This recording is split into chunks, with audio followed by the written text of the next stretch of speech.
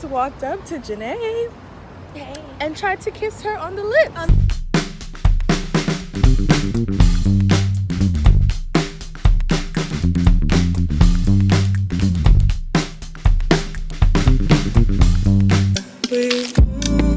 Hey y'all, it's Thomasina. Welcome back to my channel.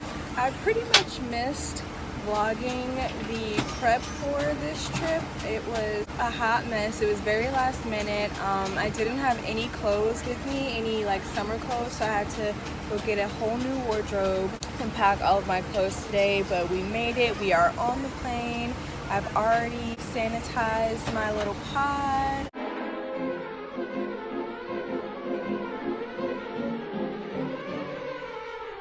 Shout out to Naomi.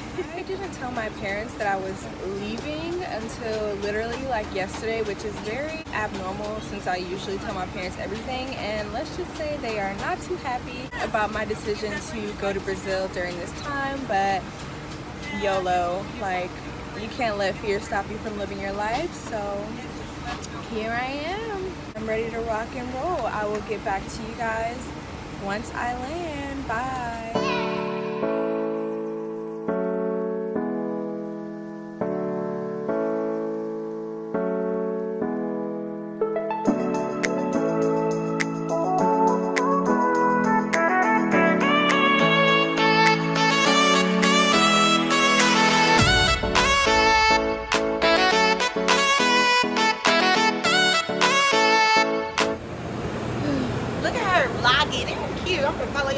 It's so hard, honestly. This vlog about to be trash, y'all. I'm trying to live in the moment, but then I'm trying to show y'all Brazil life or whatever.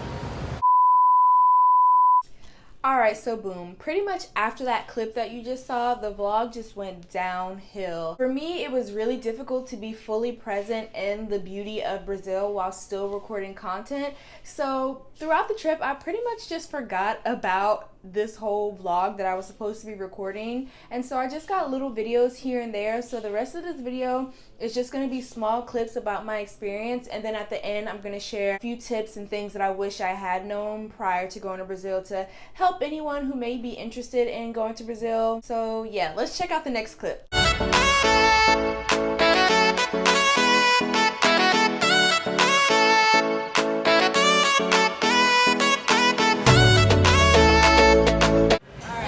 We're here at this buffet and I just grabbed a whole bunch of random stuff. So there's sushi, this is like a cheese, like empanada, a piece of bread, an egg roll, and some shrimp scampi pasta.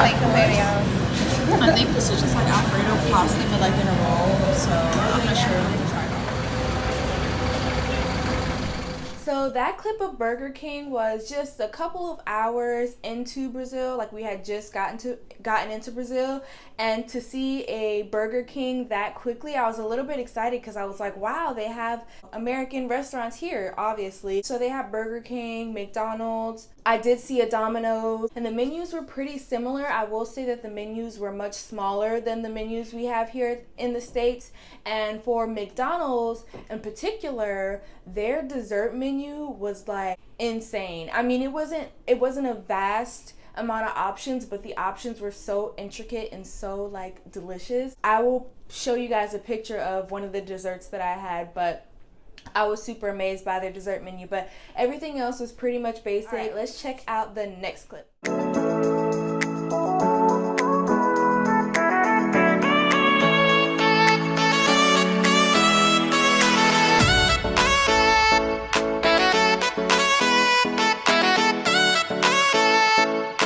So when we were walking the strip of Copacabana beach, there were so many like extravagant sandcastles along the strip. We soon learned that if you took a video or took any pictures of the sandcastles, they expected you to kind of like tip them. That's pretty much how they make their money. They'll have like a little basket or something sitting on the side for you to like take pictures with the sandcastles or anything like that. And that particular sandcastle, the one with the booties or whatever, like that, at that point I knew that Brazil was definitely like a booty country. Like they love like, all right, let's check out the next clip.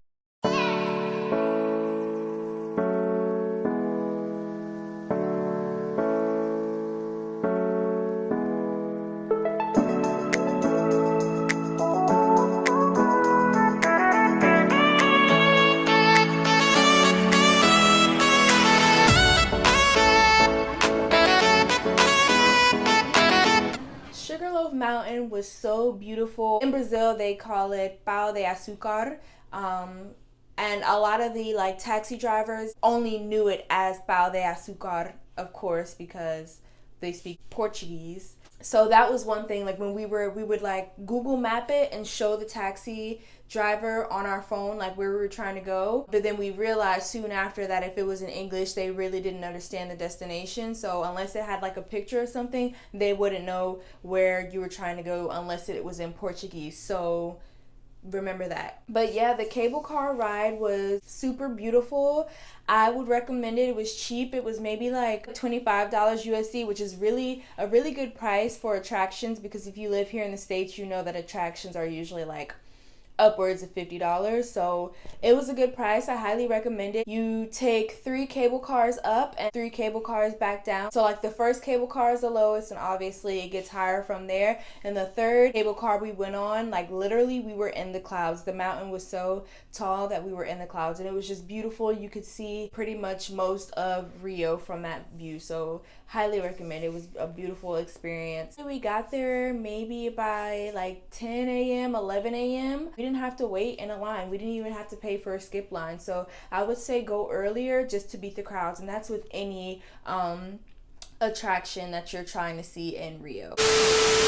Alright guys, another side note, I'm so sorry. As you all know, I really was not thinking about vlogging throughout this trip, so a lot of the videos that I was taking were filmed vertically because I just forgot that I should be filming horizontally if I'm going to put it in a YouTube video. So please just disregard the little black strips on the video. You guys probably don't even care, but I have like OCD and I really hate it, and I really didn't even want to use this footage, but I feel like it's vital to my experience in Rio, so I'm gonna throw it in there anyway. But yeah, just disregard. I'll do better next time.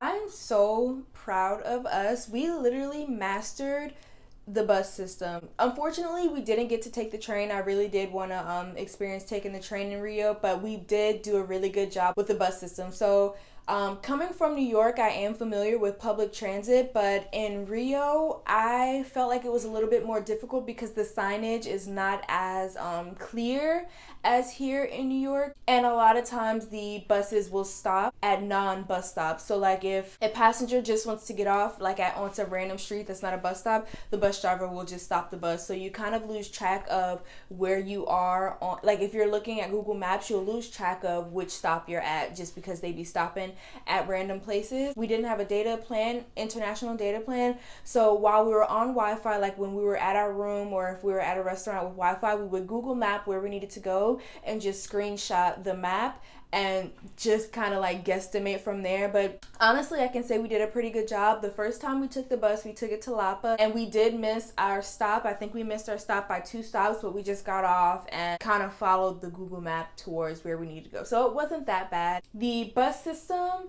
was really cool because it had a turnstile on the bus, which New York really needs because people would just be riding the bus for free. Both the front door and the back door open so that people can get off and people can get on, but people can't really hop on from the back bus door because like the door closes so fast. And so when you pay at the front, you give the bus driver the money, he'll give you change if you need it, and then he'll press the button and the turnstile will go so you can go through. Ultimately, I think the bus system was like a little bit difficult, but I think like the average person, the average Joe can figure it out, like if you just try. So yeah.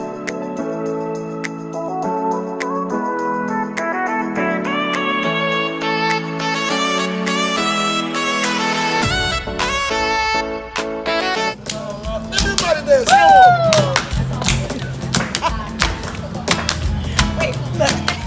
So we got to Escadaria I can never pronounce this, y'all. Escadaria Selarón. I think that's how you say it. I don't know. No hate comments, please. I know we got there a little early as well because we thought we were going to beat the crowd, but really we did not. But it actually wasn't that as bad as I thought because the people who were visiting formed like their own operating system. So they kind of like just formed a line so that people could take pictures in order, and it worked out for the most part. It was beautiful. It was so beautiful, and I found the New York tile, and I was super excited about that because it was like a little piece of home, and it's definitely a lot of steps. It's not handicap friendly, so if you're traveling with anyone in a wheelchair, you'll be able to get pictures at the bottom, of course, but you won't be able to see like all the beautiful paintings and art and stuff throughout the steps. I would definitely say it is a must-see. Guys, I found my twin. Well, she found me. Brooklyn was Yes, I'm so coming. Brooklyn. I'll be there in July. Hang out. I'm gonna be up in Harlem.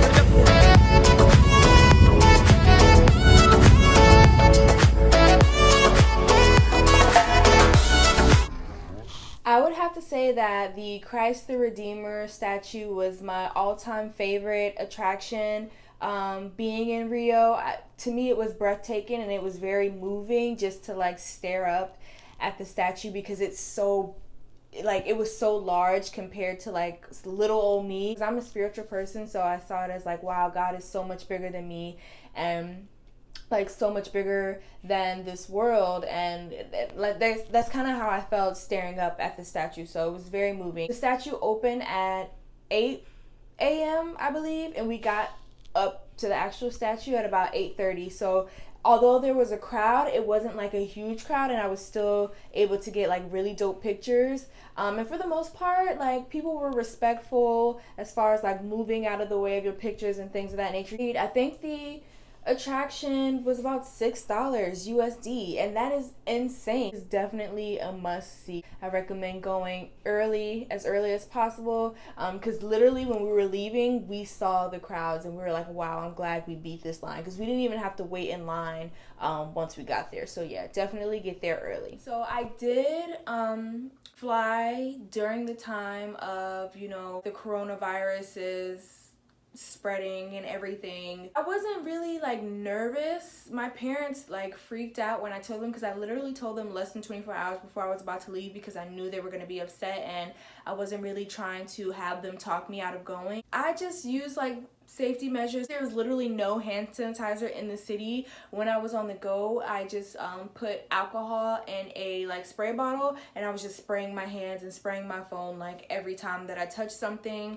I personally was wearing a face mask as well, just because even though they say the face masks don't work, I felt protected wearing the face mask, so I did wear mine. On the flight, as you saw, I wiped down everything that I would be touching on the flight, wiped it down with antibacterial wipes, and yeah, I was just being smart. We were all just being smart about spreading germs, catching germs. I feel like had everyone been doing that from the beginning, the coronavirus probably wouldn't exist, but yet we're here. So some people may disagree and say that it wasn't the smartest decision because I could be spreading my germs to other people, which you're right about, but at the time I just needed to get away. I wanted to go, so I went, you know, YOLO. Seems like the coronavirus is getting like more serious over time, so I'm not advocating for you all to like pick up and go now, but do what makes you happy. People are gonna judge you regardless, so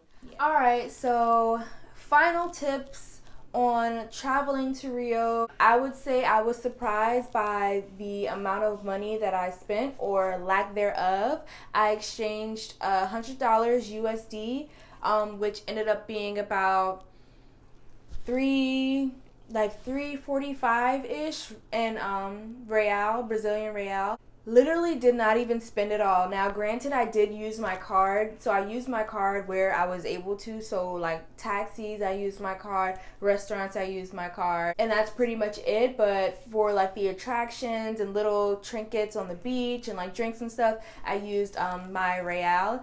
And yeah, I only took out $100 USD, so you can literally, disregarding like flight and Airbnb or hotel, you could literally spend time in Rio for like $200 if you're not trying to like splurge completely, but you can really have a good a good time with like $200 USD. So don't go like exchanging a ton of money, because then you're gonna have a ton of money left over and the exchange rate back to USD is not gonna be that great, especially if you're going to your bank. I wasn't really checking my bank account as I was swiping out there, so when I got back to the States, I saw all of the international fees that had accumulated over time. So just be aware of that.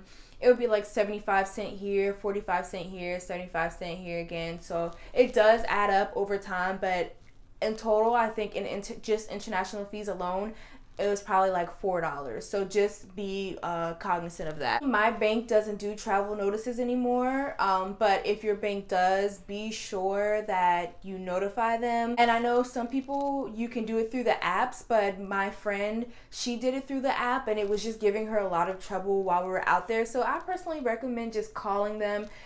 The phone call is going to be quick, so I just recommend calling them just to have that conversation like directly with a human to make sure that everything is going, you know, smooth, or is going to go smooth. I would highly recommend getting one of those like international plug things. Hold on, I'm going to show you guys. There we go. So like this. Because their outlets take these little prong things, and this in the States, we don't have that. So what had happened is my friend bought a pack of these on Amazon Prime, and they got here on time and everything, but when she was packing, she forgot them. So we had to buy these on the street for like 10 real, which is like $2 USD. So yeah, just get you one of these bad boys and you'll be good to go. I know I have a lot of African American women as my subscribers. And as African American women, a lot of times we want to know if a country is, you know, receptive to our kind. And I will say that we experienced nothing but love and positive energy while we were in Brazil. Obviously, the men were like all over us, but we didn't experience anything negative. We did get a lot of stares.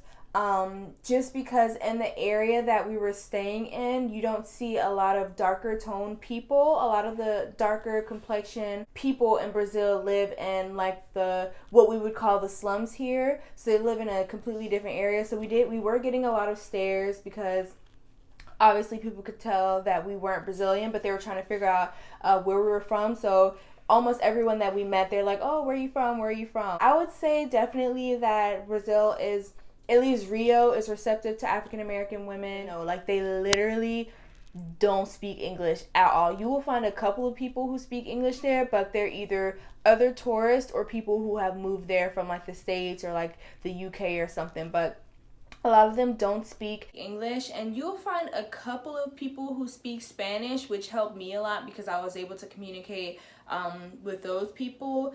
But yeah, it's slim to none. Portuguese is clearly the main language, and so what I would recommend you all do is to download Google Translate, the offline version, so you can download like specific languages to use offline, so that when you don't have data or anything internationally, you can still like type in whatever you're trying to say or like speak into it, whatever you're trying to say. And a lot of them use Google Translate as well, so it just makes communicating easier. You will tell people in Brazil that you don't speak Portuguese, and they're still gonna be like rambling off at the mouth in Portuguese as if you understand the language. So you kind of just like smile and nod and like pretend you know what they're saying, even though you just told them that you don't. One thing I wish I had known prior to going to Brazil was the fact that so while we were there, we were looking for nightlife in Copacabana, and we assumed that there would be nightlife there because it's like a tourist area, but there were like no clubs. The only thing they had were like restaurants and bars that were open late at night, and then people would just like walk the strip. But like we wanted to go to a club and like experience like the Brazilian music and culture and dancing and everything like that. So we found out that all goes down in this area called Lapa, but we were there like on weekdays, so we didn't think that it would be lit on weekdays, so we didn't go.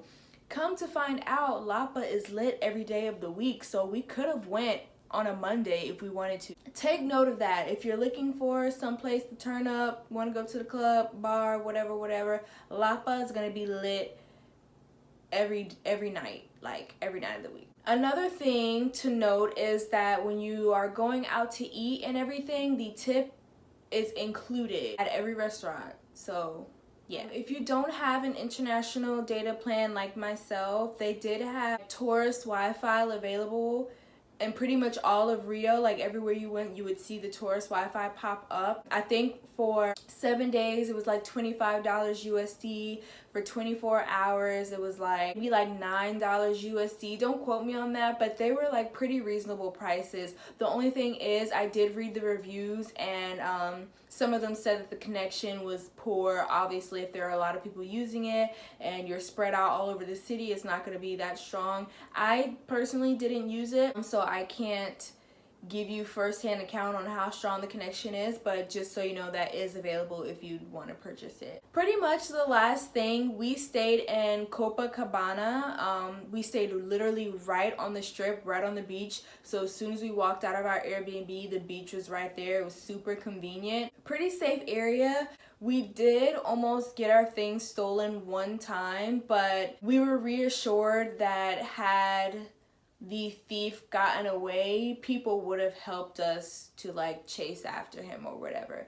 Thankfully, he dropped our things before he could like get too far, so like he didn't end up taking anything. But that was the only like unsafe thing we experienced throughout the whole time. We walked around the whole like area at night, late at night, didn't feel like bothered or anything. But yeah, it was a nice area. I don't have any complaints about it. That's pretty much it. Again, I'm so sorry that this vlog was like a little bit trash. It was my first one, so bear with me. I hope you all enjoyed this vlog, and if you have any questions about traveling during this time with the coronavirus, any specific questions about Brazil or Rio de Janeiro, please comment down below, or as always, send me a message on Instagram. If you enjoyed this video, don't forget to give it a thumbs up and subscribe for future travel vlogs that will be much better than this one.